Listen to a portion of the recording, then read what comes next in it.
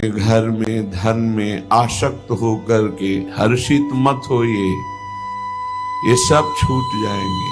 इस संसार में किसी को नहीं टिकना, सबको जाना है। इसलिए हे भाई, उद्दंडता नहीं, मनमानी आचरण नहीं, प्रभु का आश्रय लेकर धर्म आचरण करते हुए नाम जप करो, जीवन का परम मंगल हो जाएगा। उपासक अपने इंद्रिय मन को किसी भी उत्सव का निमित्त बनाकर, किसी आनंद में प्रफुल्लित होकर या किसी विक्षेप को प्राप्त होकर कभी किसी विषय को स्वीकार न करे। बहुत ध्यान से सुनना, एक दिन की छूट तुम्हारे जीवन भर के लिए वो संस्कार रूप में फांसी बन जाएगी। ऐसी जगह आपको फंसा देगी, निकलना मुश्किल हो जाएगा। फंसना सहज है, निकलना मुश्किल है। हर भोग एक विशाल अथाह दलदल है, धंसते चले जाओगे, निकलना कठिन है। इस बात को दिमाग में चाहे लिख लो या डायरी पे लिख लो। हर भोग माया का ऐसा दलदल है कि जो इसमें एक बार चखने के लिए कूदा वो धंसता चला गया। गुरु कृपा हरि कृपा निकाल ले तो निकाल ले, या निकला हुआ महापुरुष निकाल ले, अन्यथा वो उसमें डूब ही जाता है। ऐसा दलदल है। वह श्री जी का कृपा पात्र है, आज नहीं तो कल वो महापुरुष बन जाएगा। अर्थात जो महापुरुषों की गति वो उसे प्राप्त हो जाएगी। वो धामवासी है, प्रियाजू ने स्वीकार किया है। आपका क्या अधिकार है कि आप उस पर दोष दर्शन करें? तो कह रहे हैं जो वृंदावन धाम में वास करते हैं उनके दृष्ट दोषों को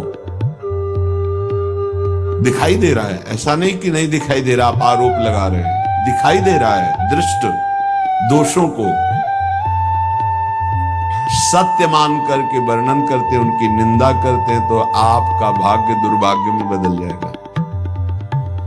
यदि आप ये विचार करके कि श्री जी के लाड़िले हैं, इनकी बाहरी बात है पर इनके ऊपर बहुत कृपा है, आज नहीं तो कल ये सब सुधर जाएंगे क्योंकि लाडली जी के कृपा पात्र है, बात बन गई।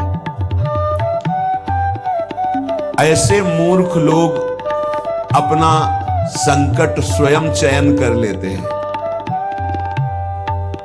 जो दूसरों की, वृंदावनवासी की दोष दृष्टि से निंदा आदि करते हैं, बहुत निकृष्ट बात है, इसे कभी स्वीकार न करें।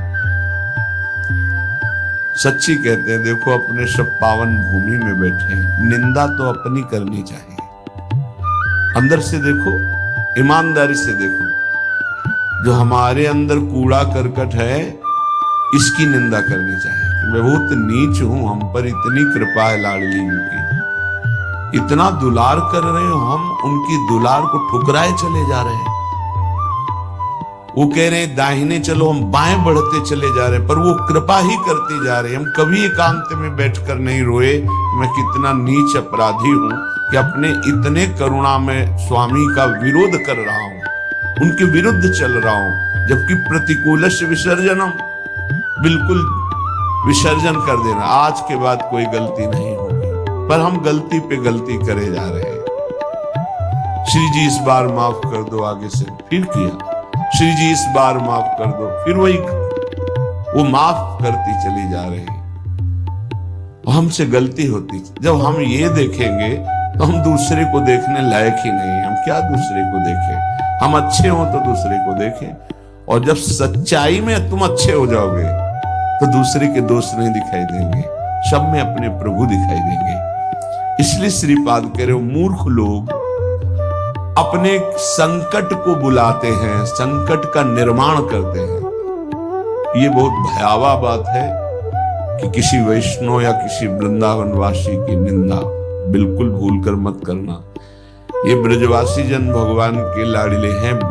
देवराज इंद्र को भ्रम हो गया, घुटनों पे आ गए, तब भगवान ने क्षमा किया। जाओ, त्रिभुवन पति घुटनों पे बैठे थे इसी रज में। जो गोविंद कुंड है ना, घुटनों पर थे, नाथ क्षमा कर दो। जाओ, ऐसा अहंकार मत करो कि तुम्हारे द्वारा पूरी सृष्टि चल रही है। ये ब्रजवासी हमारे प्राण हैं, अगर इनको कोई संकट तो फिर हम उसको महासंकट में डाल देंगे।